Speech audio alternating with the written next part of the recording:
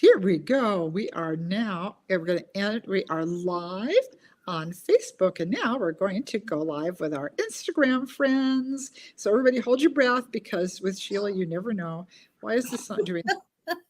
There we go. Oh yeah, I did it. It's always the prologue of everything we do on Facebook is Sheila talking her way through getting on. But we're on, we're live, and I'm so excited. Hopefully, all of you remembered.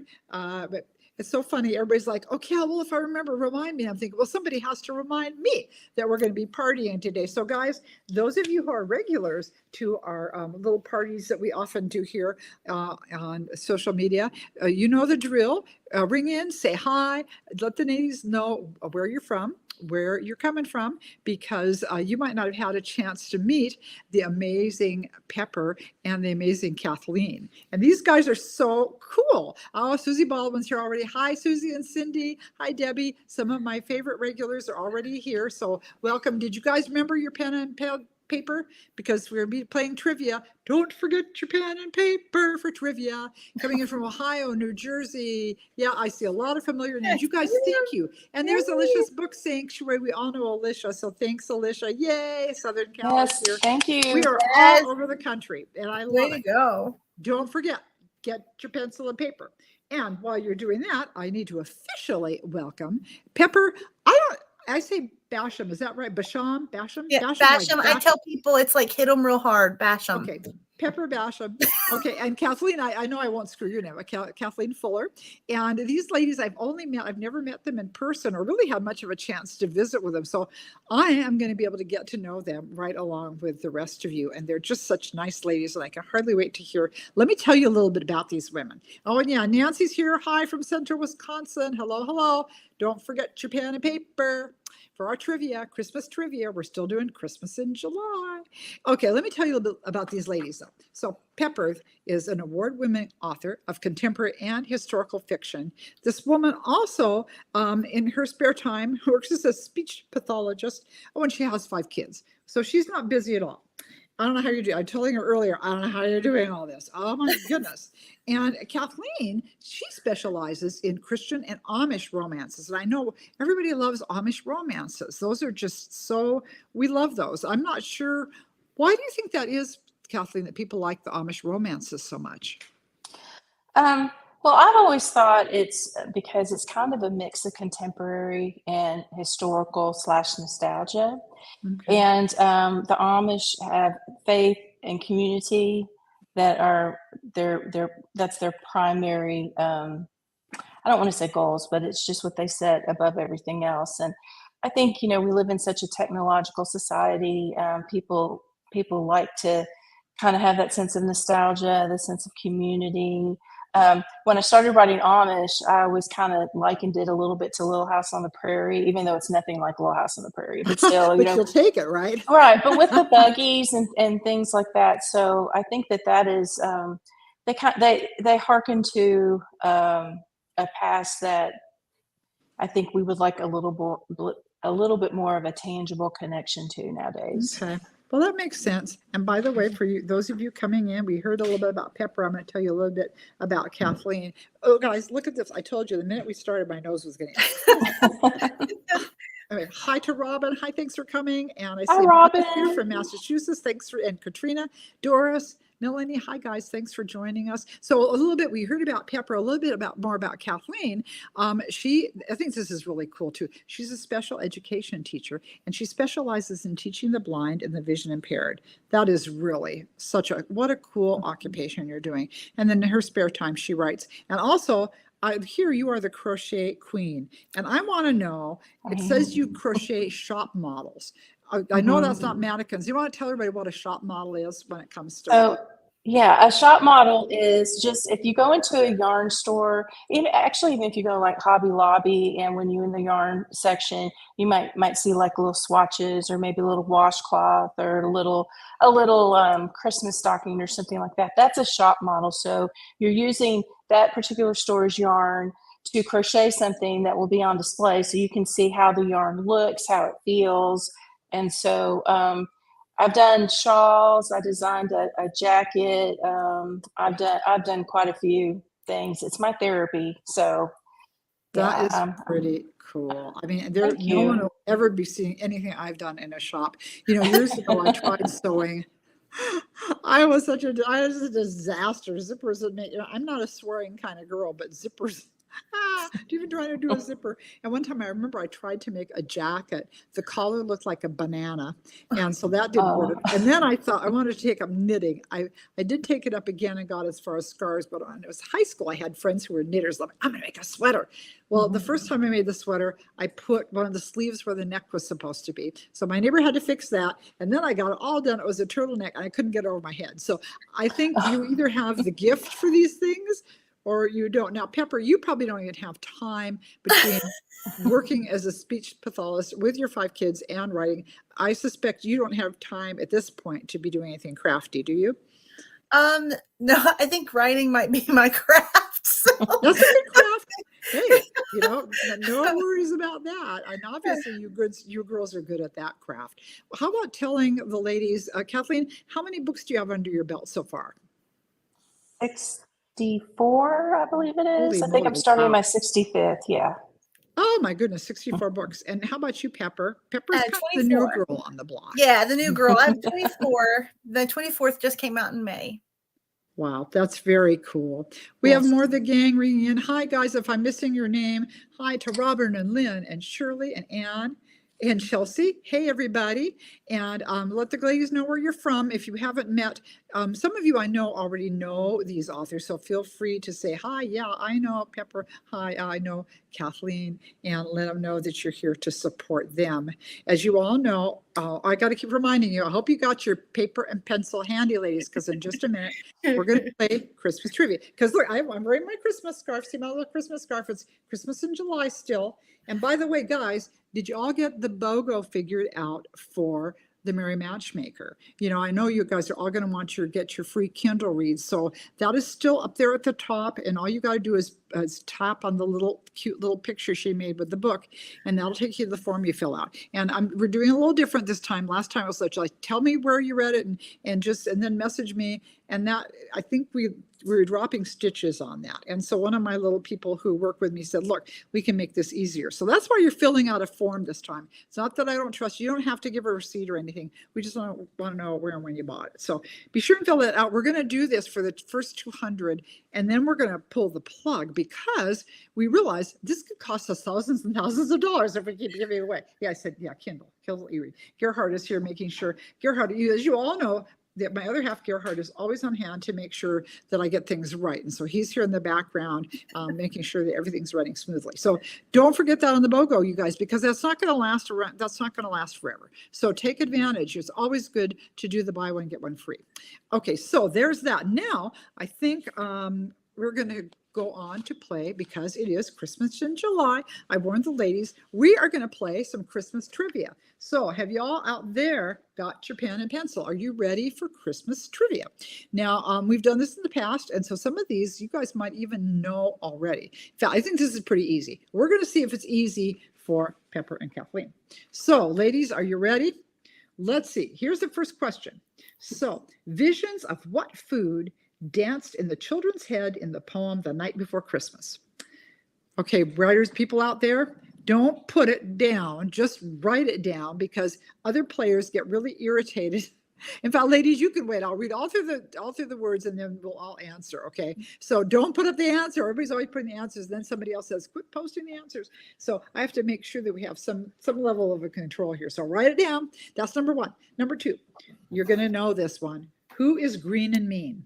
I know our guests are going to know that one because we're writers. There's a big clue. What is the best-selling Christmas song ever? Best-selling Christmas song ever. I love it. Nancy posted, ready, Santa. Oh, you're funny. That's cute. Somebody wants to know, how is the chicken? How is the chicken? Okay, ladies, which one of you has a chicken? Does somebody here have a chicken? Maybe that was a Christmas thing. Somebody posted, how is the chicken? I thought maybe that was a question. No, never mind. Okay, Heather, you'll have to, the chicken. Now I know. Heather. Oh, you mean Gerhard's his pirate parrot. The chicken is still good, and he thinks it's a parrot still, but his eye is doing better. So thank you for asking. Okay, back to Christmas trivia. Okay, 3 of Santa's reindeer name begin with a D. Who are they? What 3 reindeers have names that begin with a D? That's number 4. Number 5. What was the name of George Bailey's guardian angel in the movie It's a Wonderful Life? That is still my all-time favorite movie. I love that movie. Such a good movie. Okay, and number 6. What popular Christmas song was actually written for Thanksgiving? Now, that might be a surprise to us. It was a surprise to me when I learned that. Okay, ladies, now we all better get this one. Where was Jesus born? If you don't answer this one, I'm telling Thomas Nelson on you. Okay. Which country started the tradition of putting up a Christmas tree? Here in this country, there was a certain nation that brought that tradition to us. Number 9. What was the first company to use Santa Claus in their advertising? Sheila Wise has joined us. Hi, Sheila.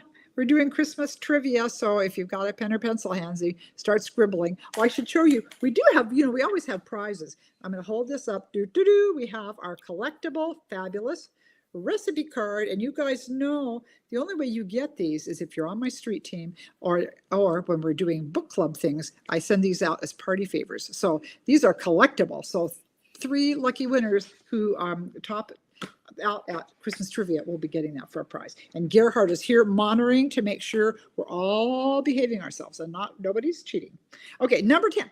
In the movie A Christmas Story, what happens to Ralphie's friend after a double dog dare from another kid? Did you guys ever see that movie? I love that movie.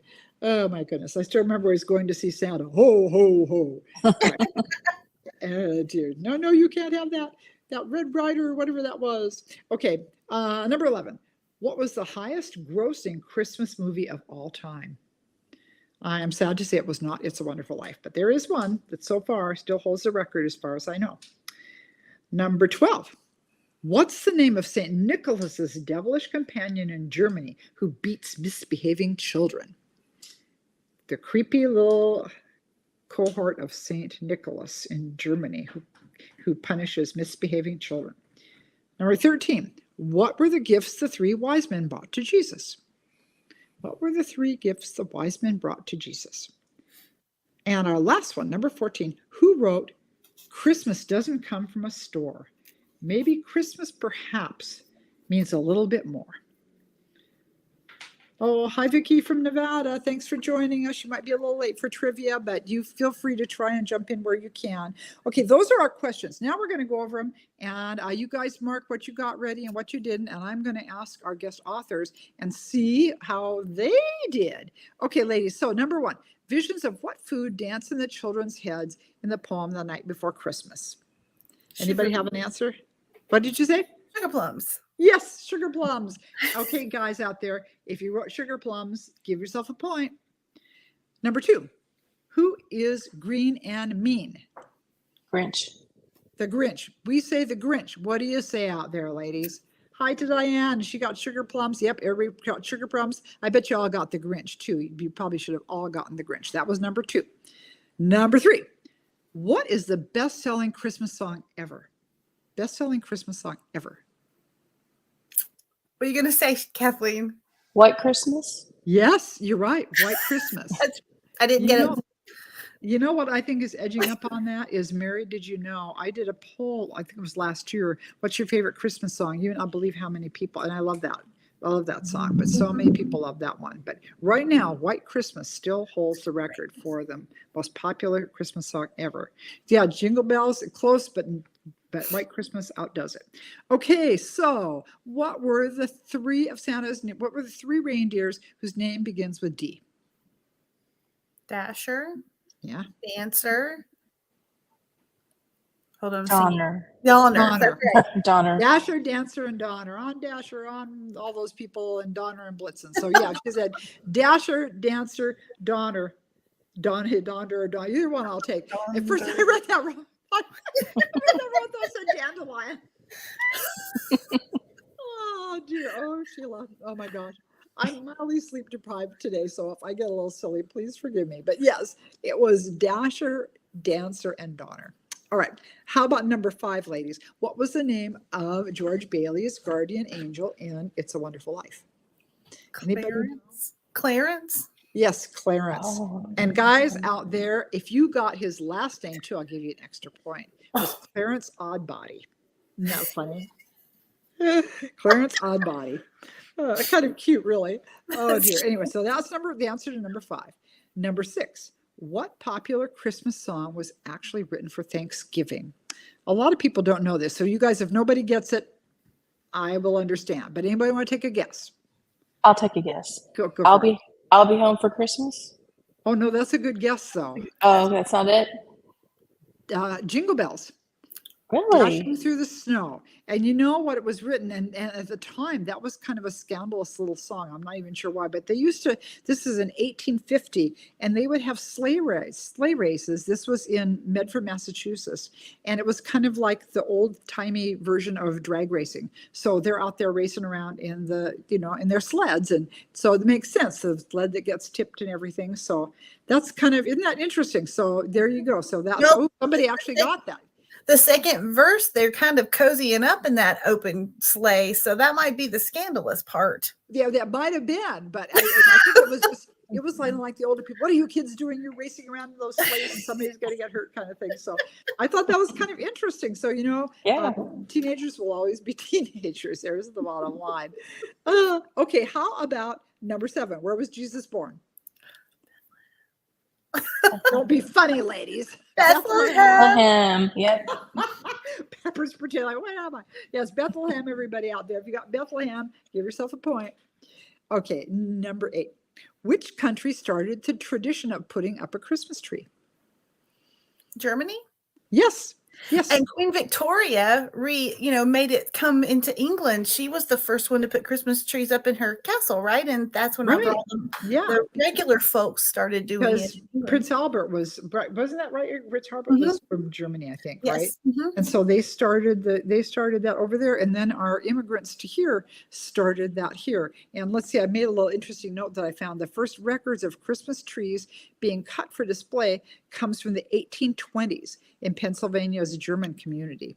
So it says trees might have been a tradition there earlier, but that's the first we note of them being cut for to be on display. So if you said Germany, there, Vicky got it. So did Cindy. All right. Oh, Diana has gotten all of them correct so far. Diane, I think I might see a prize in your future. Let's see how you keep doing. Gerhardt's keeping track. So you're seeing that. Oh yeah, he's watching on his phone. So Gerhardt's he has got under control. My husband is there.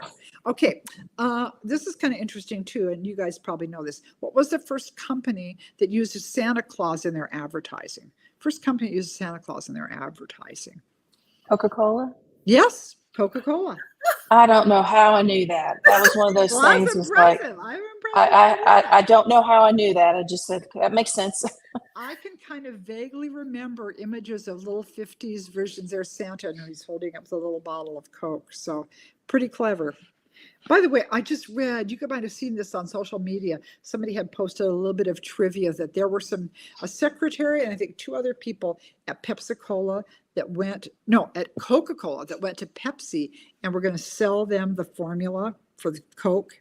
And Pepsi routed them out to the Coca-Cola people, and they got convicted of being, whatever they called them. What is that called? Commercial spy, whatever people do when you're in, you're spying.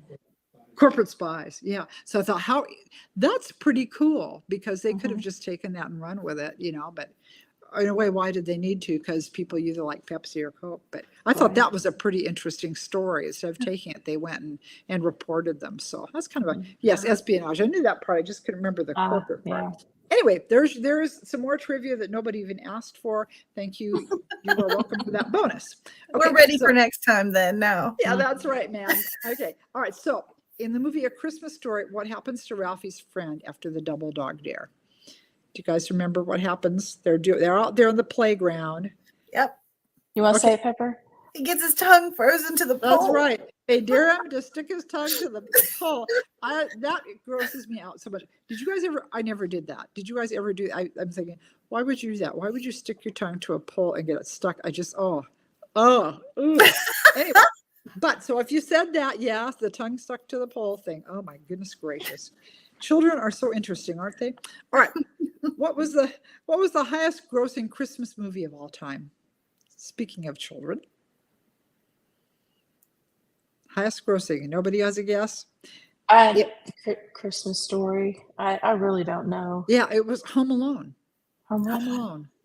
Well, I would have never guessed that. I was putting Lampoon's Christmas Vacation, but Home Alone makes more sense. Oh, that's my husband's favorite movie of all time. He has an ornament. We have a game. Christmas Vacation. Oh, he loves that movie. I love that. The Griswolds in there, and they turn on the lights, and there's a big brown out in town. Oh, that is, and the squirrel. That's my favorite scene, with the squirrel in the tree chasing everybody up and down the stairs. Oh my goodness, it's so funny. Oh, let's see. Sheila has it. Where to go? Owner of Montgomery Ward wrote. Oh yes. Oops, it went away. The Montgomery Ward thing. It was actually someone who worked for Montgomery Ward, and he had. I'll have to dig out that story. His wife was very, very ill. She wound up dying, and he needed money. And the Montgomery Ward asked this man, I can't remember his name, to write them a little song. And I think I don't know if it needed a reindeer or whatever, but he wrote this little song, Rudolph the Red-Nosed Reindeer. It became a big hit. I think it's like I'm sorry, you went away. Let me go back in the post so I give credit to Sheila. Yeah, and anyway, so he did this for the company, and it did so well, and eventually the company actually gave him the rights back to that, and Gene Autry saw the song and recorded it, and the man was no longer poor. In fact, his wife had died, but he remarried and lived happily ever after. And I love that story. So thank you for bringing that up. A little bit of interesting trivia with a very happy ending. So that's the story behind Rudolph the Red-Nosed Reindeer. Thank you, Sheila, for posting that. That's a pretty cool story. All right. Where am I? Oh, yeah. Who is the name of St. Nicholas's creepy, scary companion? And he is becoming a big thing here. I hear about this guy all the time now. Do you guys know? It's Krampus, Krampus. Oh, that's who that is. I've heard of Krampus. I had no idea. Me either. I heard of him. Yeah. He's like he's German. It's big in Germany and in Central Europe. He's a big thing, and now he's becoming a big thing here. This is a few years back. I was doing a little book signing in the downtown of our little city here with my friend Kate Breslin, and this creepy guy is rattling bells and chains, and he looked like something out of a nightmare. He's walking up and down the street, and I'm like, "Who is this?" And then later I was like, "Oh, it's Krampus." I'm like, "Krampus, who is that?" Anyway, so that is there's your other bit of trivia that you guys don't even need to ever know, but some of you got that. I'm so impressed. Oh my gosh. Doris got it, Lynn got it, a whole bunch of you guys got that. Okay, that's impressive. Okay, so number 13. What were the gifts the wise men brought to Jesus? Go ahead, Kathleen.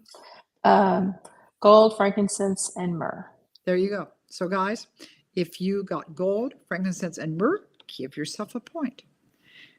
Vicky says, smelled smoke, had to turn off my swamp cooler, and neighbor evidently has a burn barrel go up. So it's right now. I thought I was about to get a horrible Christmas story about Krampus. So, okay. All right. Well, I'm glad you're okay, Vicky, and all is well over there. So that's good. Oh my goodness. Okay. So, all right. Down to our last one. Who wrote Christmas doesn't come from a store? Maybe Christmas perhaps means a little bit more. Dr. Seuss. Yes, Dr. Seuss. If you wrote Dr. Seuss, you got that. So we had a total of 14. Did anybody get 14? We have this big important prize on the line here. And Gerhardt's watching. He's like Santa. He's making a list and he's checking it twice. So if you did anybody get 4, I'm looking through the comments to see if anybody got 14. And so is he. So I don't know why I think I have to be doing that because Gerhardt's on it. But anyway, so post if you got 14. Here's some. Doris got 10. So if you can tell, here's one with 11. Melanie Borelli got 11. Whoops, Cindy got 12. All right, so some of you got some high rollers. So yeah, the 12, 13, 14, that range is probably going to be a winner. Somebody so far had said they had all of them right, but maybe after some of I might have stumbled some of you with Krampus. That was a sneaky one to throw in. So All right, Gerhardt's making notes. So we've got 3 to give away. We'll do if somebody got 14 and whoever 2 are closest to that and whoever he sees first, guys. And if he finds this before we're done talking, he'll tell me and I will announce it. But so that's the fun and games part. Now, I know you want to get to know these ladies a little bit better. So we want to have a chance to talk with a little bit about them and their writing lives. And oh, Gerhardt already found 3. Okay, he found, these are the first 3 found. We've got Diane Clark with 11. Diane, you need to message me. You guys, I know a lot of you have done this before, but I don't keep mailing addresses. So Diane, you need to message me your mailing address. I don't want to have to go looking for you through 300 comments. So message me. And Melanie Borelli, Melanie had 11. So those are 2. And Cindy Newland. Cindy, you got 12. So there are our 3 prize winners. So guys, please message me your mailing addresses. Now we're going to get back to our guests of honor and find out more about these lovely ladies and what they do besides set the world on fire doing 8 million things. So Kathleen, let's start with you. How did you end up getting, you've done a lot of books. How did you end up getting into writing? What brought you to this? Well, I started reading Christian fiction. So in probably about 1999, I was homeschooling my 2 oldest kids, and then my youngest she was born 97, so she was real little. And I started reading Christian fiction. And at the same time, I was kind of praying for like a ministry opportunity for God to kind of lead me and to do something. So it's kind of at a crossroads there. And since I was staying home with my kids, I wasn't teaching at the time. So I was kind of not lost, but just kind of looking for, just what God wanted me to do. And so I picked up some Christian fiction, and I've always loved to read. And I thought, you know what? I think I might want to try writing this. Now, it had to be a God thing because, who really just says, yeah, I think I'll just try writing. And so I tried it, and I was terrible. I was awful at it. Yes. So I took a correspondence course. My very first, when I decided to write, it was January 1st, 2000. So I've been doing this for 24 and a half years. But I took a 3-year correspondence course. So that's still back in the day to learn the craft of writing fiction. And then I sold my first novella to HeartQuest? Tyndale used to have a line of books, novellas and novels, HeartQuest, right before 9/11 happened. Wow. And so literally, I think I got the call and the day after 9/11 happened. And 9/11 is also my birthday. So it was all, I know, quite a bit of momentous stuff going on. But so what I've been kind of doing off and on all those 24 years is I went back to teaching some, I've written full-time some, then I've gone back to teaching. So it's kind of been, but I am officially retired from teaching. And then I started writing Amish fiction back in 2008, I think. 2007. I'm not good with numbers. I just write. So I've been doing that for a long time, and then switched over to contemporary a few years ago. And I just feel very fortunate and blessed, and I love it. I really do. I've tried to quit every once in a while. I'm like, I'm just not cut out for this kind of life. But it's because it does take discipline, as we all know. It takes discipline to do this job, and I'm not the most disciplined person, but yeah. But anyway, so I love it. I'm very blessed. I've met so many wonderful people, and I'm looking in the chat, and I even know a few people there. I know Robin really well. She is a sweetheart. I just love her. So I just appreciate all of you guys showing up and getting to know everybody, and thank you, Sheila, for hosting us. And I have a question for you, though. How many books have you written? Well, I'm about 3 million years older than you girls, so I've been around for a while. I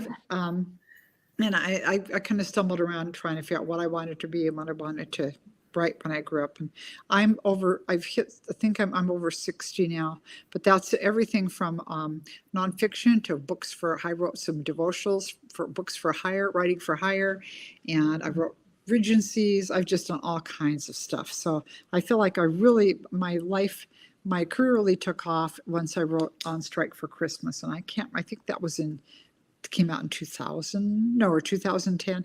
Yeah, 2010. I don't even remember. But anyway, so yeah, I've been around a while, mumbling my way through my writing career, trying to figure out what I'm doing. So, but it's fun. And, writing is not for the faint of heart. We all know that. Sometimes, I was just talking with some friends about that today. Sometimes you look from the outside in and something looks so easy. I was telling them, I always thought, oh, it'd be so much fun. I'd love to have been an actress, because I am a big ham bone anyway. But, and I think, oh, that'd be so much fun until you see something really yucky. Like, everybody remember the movie Romancing the Stone where they slide down the mud hill? I'm like, I don't want to slide down a mud hill. That just sounds icky. Or they're having to eat weird things, or, sometimes they do things in a movie like, oh, I wouldn't want to do that. And hours and hours. And we, as most of my readers who hang with me here know, I got to visit the set and I have a little cameo role when they filmed The Nine Lives of Christmas. And those people, when they're moving those Hallmark movies, I know y'all appreciate them, and so we should, because they put in 12 and 14-hour days working on those movies. They're just there. It just seems like it'd be so glamorous, but it's exhausting, and they shoot a scene over and over again, and you got to keep the energy level up. And so I think it would be a lot harder than it looks on the outside. And so it is sometimes with writing. As we all know, you get the letter from your editor and they want all these changes. And I don't know about you guys, but it's always harder for me to go back in and add things to a book once I've done it, or make changes. And it's like, oh, how am I going to do that? So anyway, that's... I'm the opposite. I'm the opposite of that. I'm like the rewriting queen. But for me, I love it, and I love to edit, and I've done some editing, but writing the book is so painful. Just trying to get the first draft out is like, it's like torture. I mean, I know I'm being very dramatic, but again, I'm a writer, but it's very difficult. No, it's hard. It's hard. Yeah. Mm-hmm. And so, but I don't have a problem rewriting, which is good, because I've had some books where my editor's been like, yeah, this doesn't work at all. You're going to have to start from scratch. So, but yeah, it is. It would be interesting. I think there are fewer of me, because Pepper, you were nodding when she was saying about going back and changing things. Are you like that, or do you like to rewrite? Sorry, Sheila, am I taking over? I'm sorry. No, that's fine. Go for it. I'm used to it. No, I think it's a mixture for me. I mean, I totally get what you're saying, Kathleen, about the struggle to get the book finished, because I've felt that on certain books, and then I've felt the other side of that where you're having to go back in and change things. So I think I go back and forth depending on the book, because I don't know about you all, but sometimes the story is just like boom, boom, boom. And then there are other times when you're like, I do not know how to write. What is this? Mm-hmm. Nothing's working, and nothing's really, you don't feel that fire. And so I think it depends on which way it's going for me. If it's one of those stories where the words are just flowing, I have a harder time with the edits, because I've felt the story. I don't know, the energy was so good. And then if it's one of those where it's been so hard, I want the feedback to make it better, because I've felt like it's not been my best work. And so I really want to have that feedback, if that makes any sense. No, it is. And I think we all, I mean, I really appreciate having an editor, and all of you out there in Readerland, we do want to make our books the best we can. And sometimes it can be very hard for some people it's hard to take that criticism, because it's your little brain baby, and somebody says, well, your brain baby isn't cute. And then you're like, what do you mean my brain baby isn't cute? So it can be very hard. But I take a step back and go, this is a product. This is a product we're selling. I want to be like Coca-Cola and make the best product I can. So I need to be open to how to make that better. So that can be a bit of a challenge sometimes for me. But I shouldn't say that part really isn't, but I think it can be a challenge for a lot of writers often, because it is a little bit hard sometimes to jump in there and redo things. Oh, Audrey, I see you made it. We got your time zone figured out. Good. I'm going to get to Pepper in 1 minute, but I want to answer a question that came up before I forget. Because Diana had asked what the name was of my cancer memoir. That was called Unexpected Journey. And I do try to give that out. If somebody posts they're going through a battle with some form of cancer, mine was uterine, but I know breast is a big one for people. I always try to send that out to whoever as a gift, because that's a tough battle. But that was the book. So getting back now to Pepper, tell us a little bit about how you got into, because I mean, it's not like you had nothing but time on your hands and said, gee, how much will I fill it? So how'd you end up being a writer? Well, it's a really sweet story. I started writing when I was really little. I have my first written and illustrated book that I did when I was 10. I still have it. Wow. And all the characters have the huge noses. And I don't know why they all have huge noses, but I think it's because you're little and you're looking up at people all the time and maybe their noses look big. I don't know. I still have it though. I'm so excited that I do, because I even put the date on the back of it whenever I finished it. And so anyway, I was 10 years old. I had started writing before then, but this was the only one I still have that was illustrated poorly. And my grandma, my granny, she was this wonderful Appalachian granny, a big Appalachian storyteller, which is really, I think, what helped nurture the love of stories. And whenever I was 10, she came back from a yard sale with a typewriter. And she gave it to me and she said, "You need this because writers need this." Oh. And that was the first time anybody kind of, labeled, put a word to that calling kind of. And so I wrote through high school, different things. But then I went to college and I got married. And while I was in college, had my first baby while I was in college. So writing kind of got put way back here. And whenever, I don't know, I was 30 something, I started pulling back out stories. I'd been writing them along the way, but it's been very just pieces here and there. I know you guys got to understand that, where you're like, you write on a napkin and you stick it away, or you write on a piece of paper and you put it over here for later. Yeah. And so when my second born son was about 2, I went to my first writers conference. And what was that, by the way? Where was that? It was in Maryland, and I can't remember what it was called. Sandy Cove, maybe.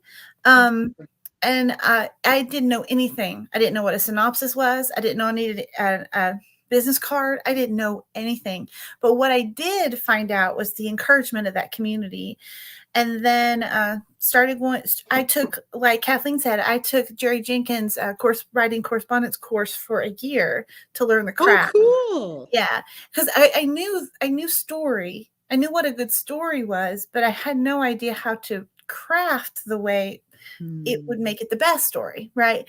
And so I took that class, and then I started entering contests, and so I got involved in ACFW, which was a wonderfully encouraging community of people to help kind of guide me in what directions. And my first book goes from published in a small publishing house in 2015 was my first book published. And then from there, I had 2 small houses, and then went to Barber and had my first books with Barber. Oh. Yeah, I it was remember them. Yeah. Yep. 2019 was with them. And then I'm so grateful. In the summer 2021, I signed with Thomas Nelson, and it's been a tough journey. Lots of different things, as you guys well know. The publishing world is a tricky place sometimes.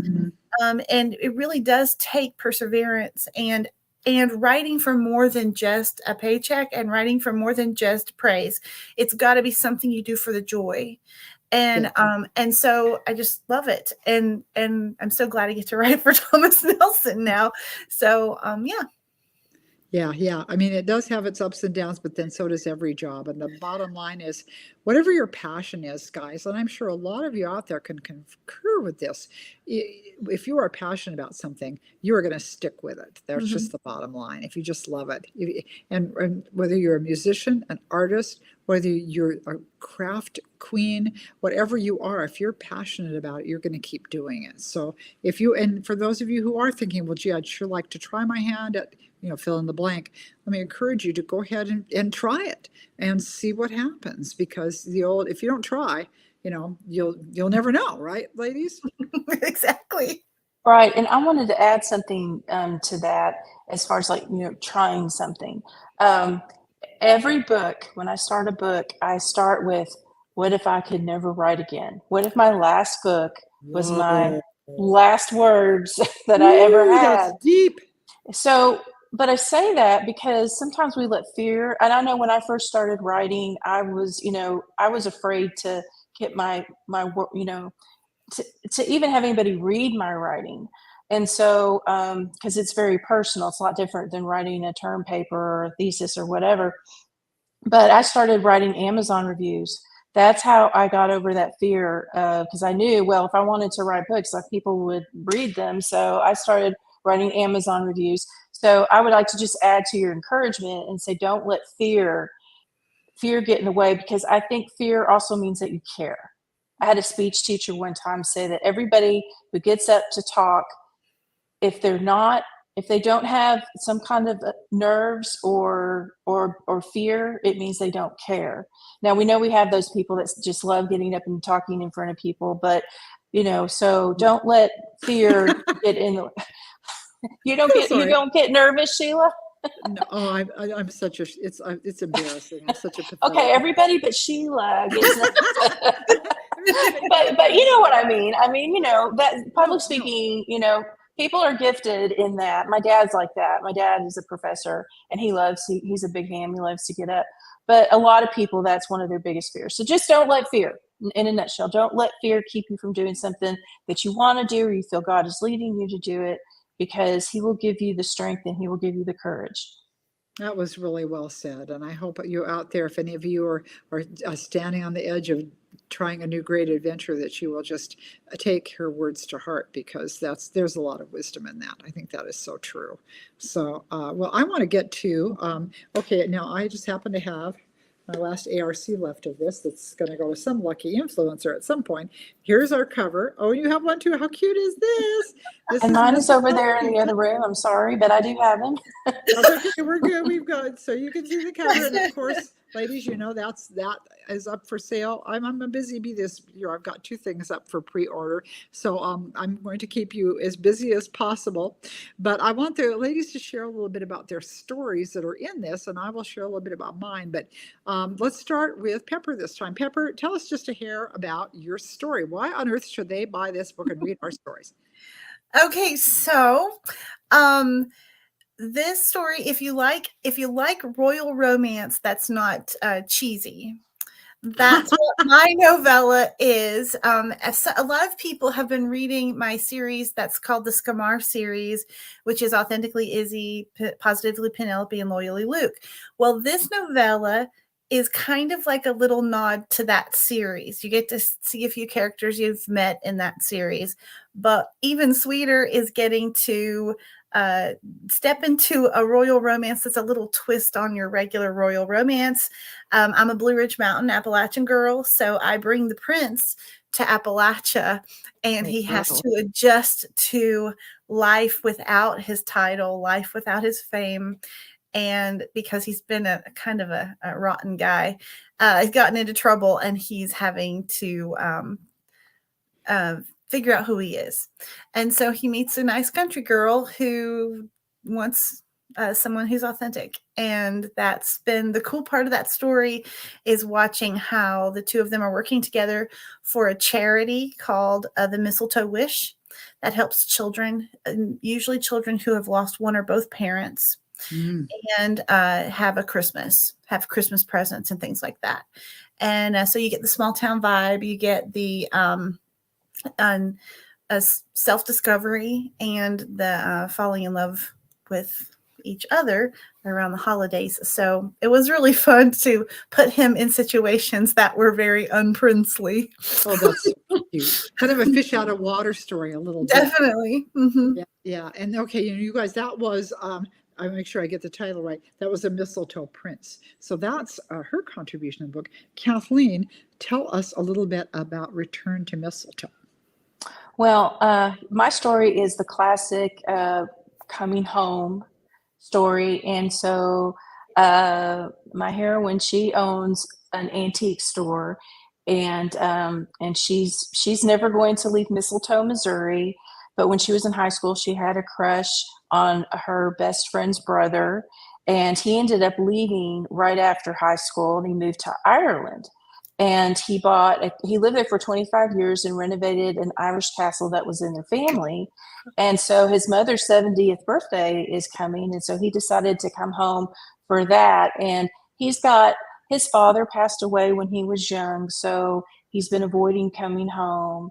But he runs into Emmy again, and they're both in their 40s, so it's a little bit of an older romance. But when I wrote it, I pictured it as a Hallmark movie, literally. So it's very much, they got the meet cute, and lots of Christmas details and things like that. And so it's all about how they have to overcome their fears, and they also have to.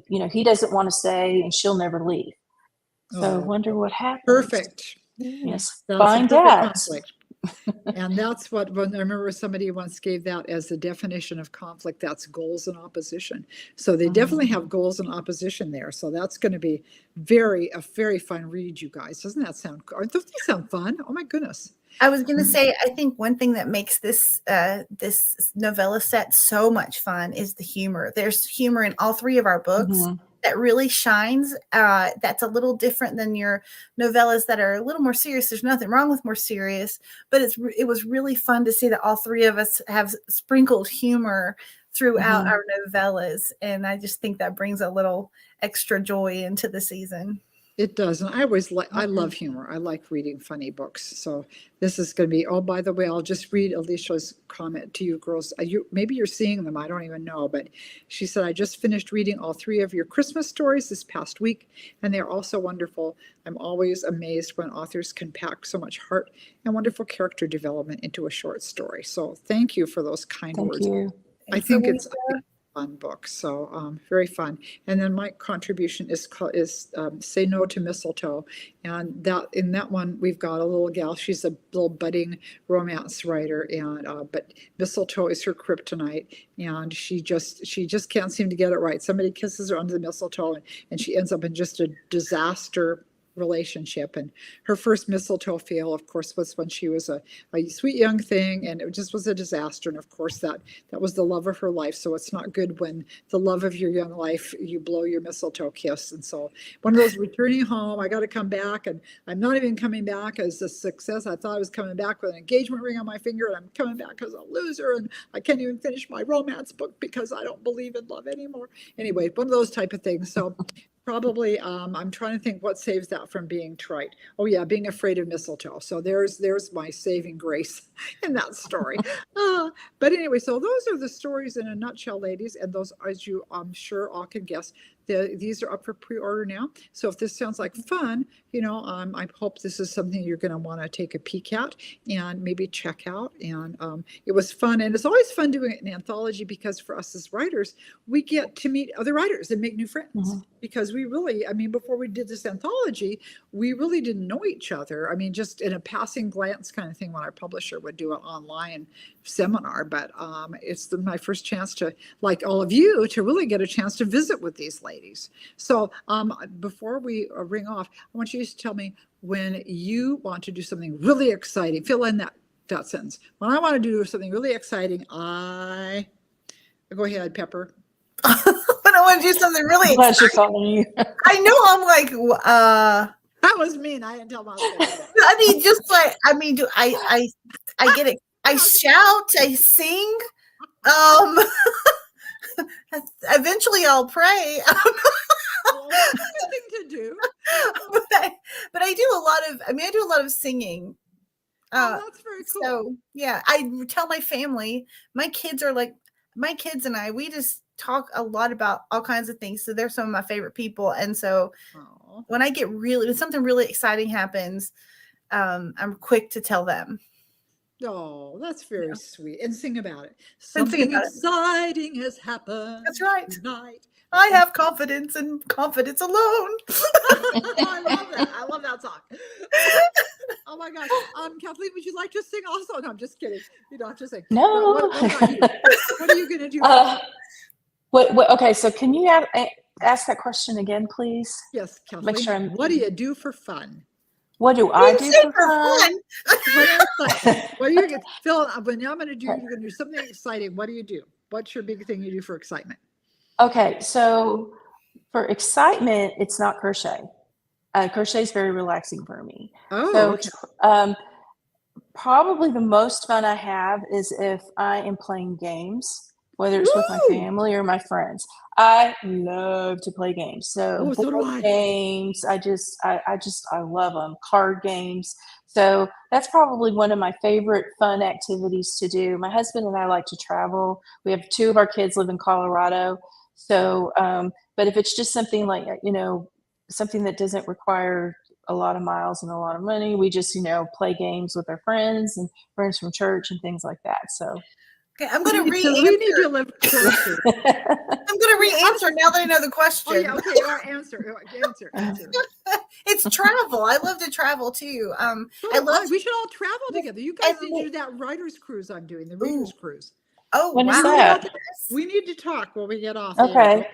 Because I do love to cruise as well. So we must talk. I love to plan the traveling. I love planning traveling and then getting to do it. My daughter and I just got back from a writer-reader trip to England in June, and I got to plan it, and it was so much fun to watch it happen after planning it. So it was really great. Yeah, I hate that. I hate to plan. I wish we were. I'm married to a planner. And you can't stand that about me. So I've had to learn how to plan. But yeah, anyway, I'm not a planner. I wish we were all neighbors. We would play games. So have you played, these guys have heard me talk about this. My new favorite game is Throw Burrito. Have you guys played that? No, but I'm intrigued. It's so much fun. It's like a cross between spoons and dodgeball. And you have these little squishy burritos that you throw at each other. Oh. Well, we play all manner of games. We play Boggle and anagrams and card games. And one of my other favorite games that we play a lot with like the kids is Exploding Kittens. Have you played that? No, but I have heard of that one. Doesn't censor me for saying that. It's kind of like the game that we played when we were kids, that's a mean title, Old Maid. Remember playing Old Maid when you were a kid? What a terrible name that was for that game. We need to rename that game. Name it, I don't want this card that we call it. We could call it, let's play I don't want this card. That would be a much better title. That would be good. Yeah. We could call it Icky Cards. We play Icky Cards. I don't know. I should talk to somebody about that. I don't think anybody plays it anymore, but Exploding Kittens, that is really fun. Yeah, and Kathy says, love Boggle. I love that. Oh, Triomos. Yep, played that. Charades. Oh, I love charades. And you could play a version of that called Reverse Charades. By the way, guys, those of you who are doing the cruise with me, the Reader's Cruise in February, we are going to be playing games, so I hope you're ready for that. But reverse charades is like regular charades, only the whole team except for one person are acting it out. One person guesses and everybody else is acting out what the thing is. And it's very hilarious. It's way, way fun. But anyway, so games. I think we all need to be neighbors or at least go to something together. And because we love to travel too. We're actually going to be going back. My husband grew up in Germany and we lived there when we first married, and we're taking a trip back there here in just a few weeks and taking some friends and going to drive all around Germany, and I'm going to try not to get terrified on the Autobahn. But I'm with you, Kathleen. I would rather cruise because somebody's making my bed, somebody's fixing my food, and I'm all about, I don't want to do any work. I just want to play. Mm-hmm. Well, that's a huge sidetrack, isn't it, you guys? Hey, everybody who's joined us, I hope you've had fun getting to know these lovely ladies and talking Christmas with us. And like I said, I hope you'll, this is never a pressure thing, but I do hope you'll check out the new anthology. And again, I'm reminding you about the BOGO, you guys, because that won't stay up forever. Once we've hit our first 200 people, we're going to pull the plug because we want to be generous, but we can't quite afford to be, hugely generous. We do have to draw a line someplace. But anyway, so check that out and take advantage of that. And is there any last thing that you ladies would like to say to our readers before we sign off? Kelly? Thank you. I can't thank you. I say it all the time, but I can't thank you enough. Just, for reading our stories, for supporting us, for being fabulous people. Just thank you very much. Yes. I What mean, would we be? If it wasn't for you guys, we wouldn't even know what to do with ourselves. So readers you guys are so valuable. So Yes. we love you all. We appreciate you coming and hanging out with us. And happy Christmas in July. I will be back again. I'm doing something with Rianthane. We were going to do it which would be this next Sunday. We have changed that to, I'll post. I think we changed it to Monday night because I forgot I'm throwing a bridal shower for one of my granddaughters. And I have a feeling that's not going to be done in time, and I don't want to kick everybody out because I'm going to be playing with you all. So that's not going to be our usual Sunday. It will be a different day, and I'll let you know. But meanwhile, we wish all the best to our lovely guests here at Pepper and Kathleen. Thank you for joining us, and everybody else, thank you also for joining us today. Thank you. Bye, everybody. bye.